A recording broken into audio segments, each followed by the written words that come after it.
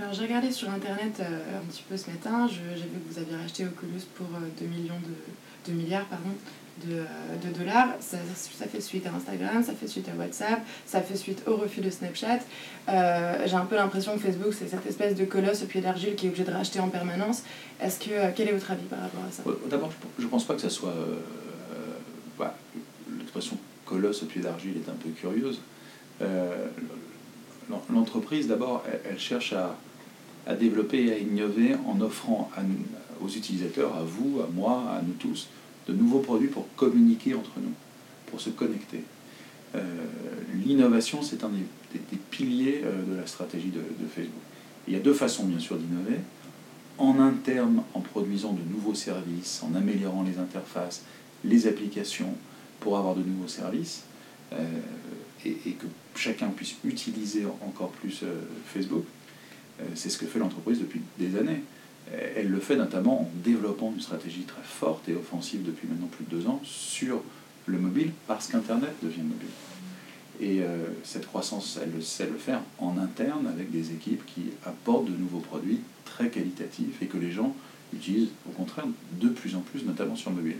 Et puis la croissance et l'innovation, elle peut aussi venir par des acquisitions. Instagram est un bon exemple, vous avez cité la dernière acquisition.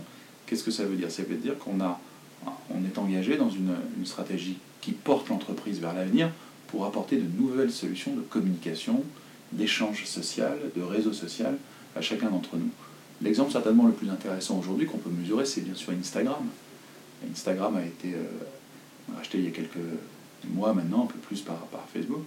On vient d'annoncer cette semaine qu'on a dépassé les 200 millions d'utilisateurs actifs par mois et que c'est une plateforme qui aujourd'hui développe des innovations produits. Ça a été la vidéo il y a quelques mois de 15 secondes. Donc on a cette capacité aussi d'aller, en acquérant des entreprises qui ont de la valeur, qui ont des équipes de grands talents, développer ces services. Et c'est une grande chance dans une entreprise qui a cette volonté d'innovation, d'investissement, mais pour rendre un service avec toujours la mission qui est celle de Facebook et de Mark Zuckerberg lui-même, de connecter les gens entre eux et de rendre le monde plus ouvert. C'est aussi pour ça qu'il a lancé la grande initiative mondiale Internet.org pour aider les pays où ce n'est pas le cas à accélérer la connexion Internet.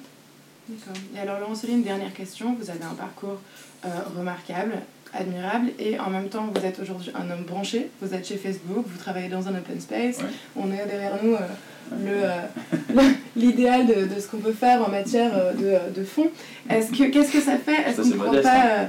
C'est quand même sympa, hein. Moi, dans ma chambre, pourquoi pas? Pas vu le coussin. Je pense qu'il faut absolument voir ce coussin. Et j'adorerais en avoir un comme ça d'ailleurs. Ah, le ciel a beaucoup de valeur, tout le monde le veut. Je vais essayer d'en voler un, mais la sécurité veille au Ah, ils vont veiller en haut. On n'en trouve rien. En tout cas, est-ce que c'est pas trop compliqué de ne pas prendre la grosse tête dans ces cas-là? Alors ça, c'est surtout quelque chose que j'espère on évite tous de faire. C'est une des leçons que la vie et l'expérience vous apportent. Voilà. Surtout, essayer de rester humble, modeste, de prendre comme elles viennent les expériences et parfois aussi les expériences de la vie elles-mêmes. Vous verrez dans quelques années. Il faut garder, je crois, cette ligne de conduite. C'est aussi quelque chose qui est un peu dans l'ADN de Facebook et de ces jeunes entreprises, une façon de travailler ensemble. Vous avez vu ici les bureaux à Paris, de créer vraiment un sentiment d'équipe, de collectivité ensemble, et cette volonté d'avoir aussi une approche différente des choses, de l'organisation du travail, de l'organisation physique du travail, et du fait de travailler aussi tous autour de projets collectifs, et d'être capable de bouger très vite les organisations pour répondre à ce monde aussi nouveau qui est celui de cette ère digitale. C'est une très grande chance d'être chez Facebook. Moi, je suis très très heureux. C'est une très belle entreprise avec des équipes et ici des jeunes Françaises et Français qui sont extrêmement motivés et qui ont le sentiment, au-delà du travail quotidien, de partager un projet collectif, de participer à une aventure.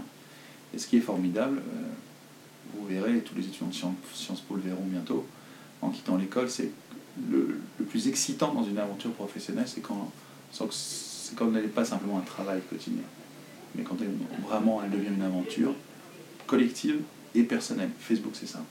Et c'est aussi pour ça que j'étais très heureux de rejoindre l'entreprise. Il y a bientôt 1 an.